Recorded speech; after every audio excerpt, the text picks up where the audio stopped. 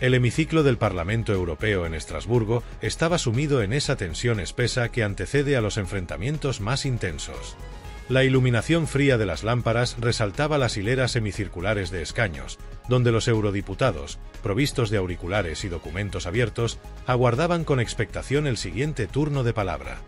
La estaba atmósfera impregnada de anticipación, como si todos fueran conscientes de que lo que estaba por venir no sería una simple discusión parlamentaria.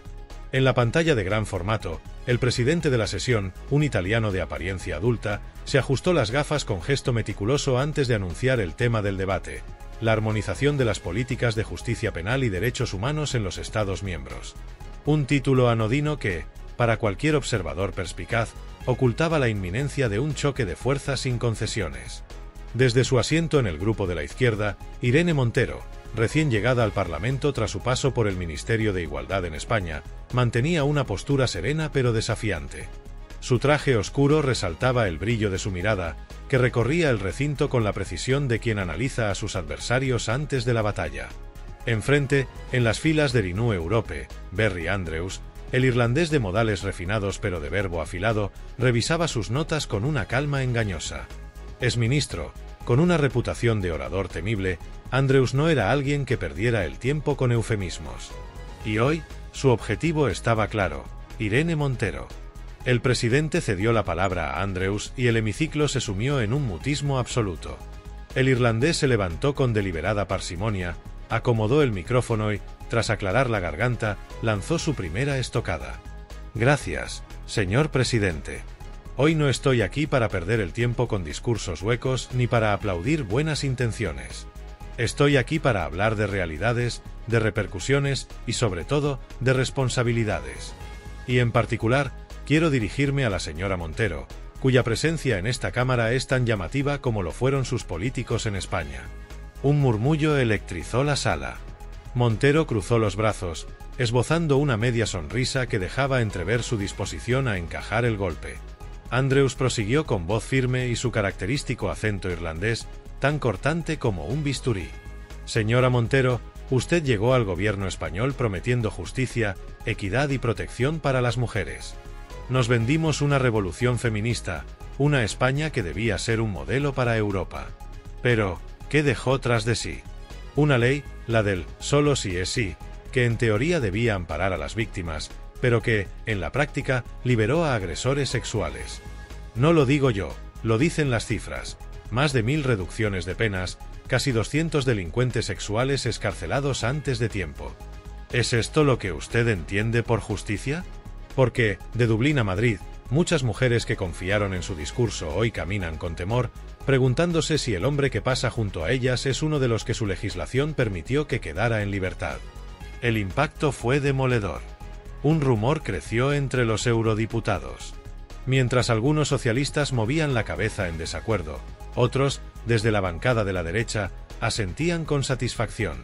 Montero, impasible en apariencia, tomaba notas con un bolígrafo cuya presión en sus dedos delataba una tensión contenida.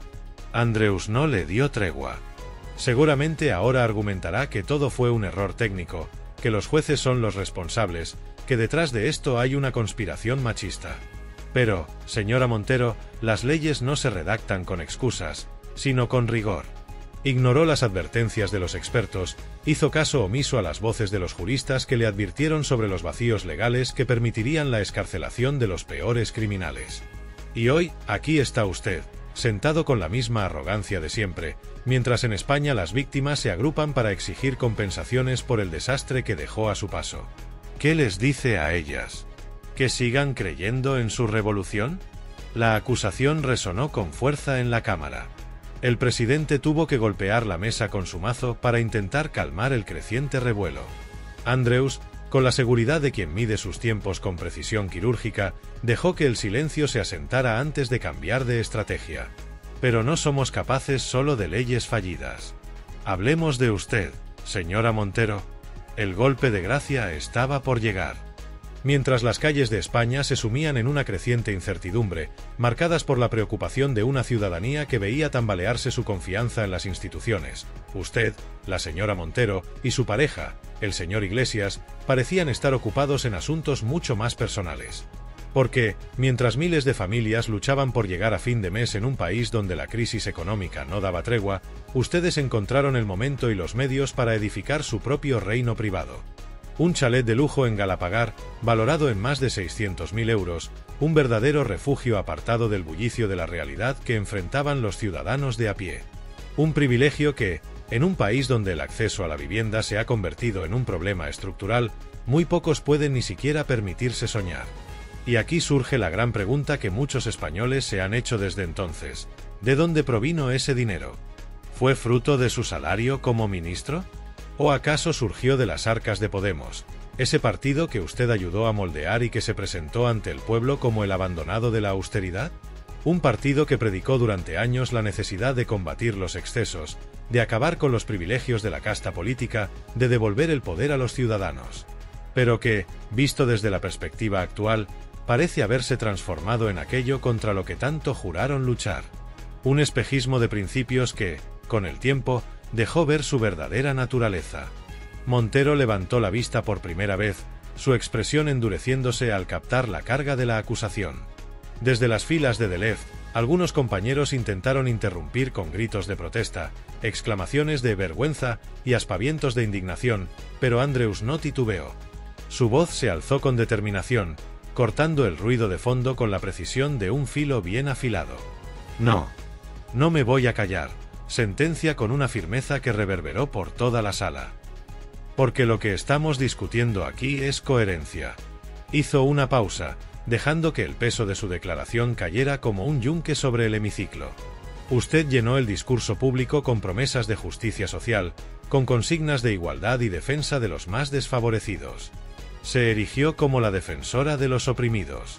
Y, sin embargo, vivía como una auténtica aristócrata, financiada por un partido que recaudó millones explotando el discurso de la justicia social. Dígame, señora Montero, ¿cuánto se embolsaron usted y los suyos mientras hablaban de repartir la riqueza? ¿Cuántas de esas contribuciones fueron utilizadas para mantener su estilo de vida? Hizo una pausa calculada y escaneó la sala con su mirada afilada. Porque en Irlanda sabemos lo que cuesta ganarse la vida con esfuerzo. Sabemos lo que es luchar por cada euro. Y no nos tragamos los cuentos de quienes, desde la comodidad de una mansión, se presentan como los salvadores de los pobres. El hemiciclo se convirtió en un torbellino de reacciones encontradas.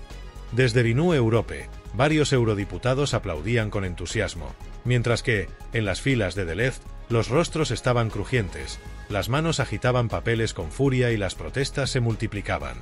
Montero, con los labios presionados en una línea tensa, levantó la mano en un gesto impaciente, exigiendo el derecho a responder.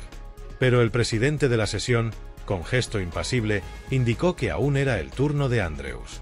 El irlandés no pensaba desperdiciar la oportunidad. Y luego, está su comunismo, señora Montero, continuó, dejando que la palabra flotara un instante en el aire antes de soltar el siguiente golpe. Porque no satisfecha con desmantelar el sistema español, ahora pretendo traer aquí su ideología fracasada. Nos habla de igualdad, pero su modelo es el de Cuba y Venezuela.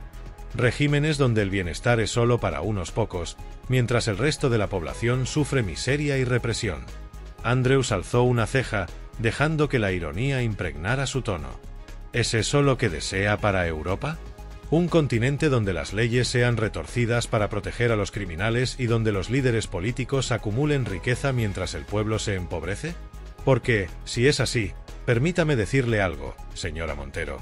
En Irlanda, hemos aprendido a base de sacrificio lo que significa la libertad.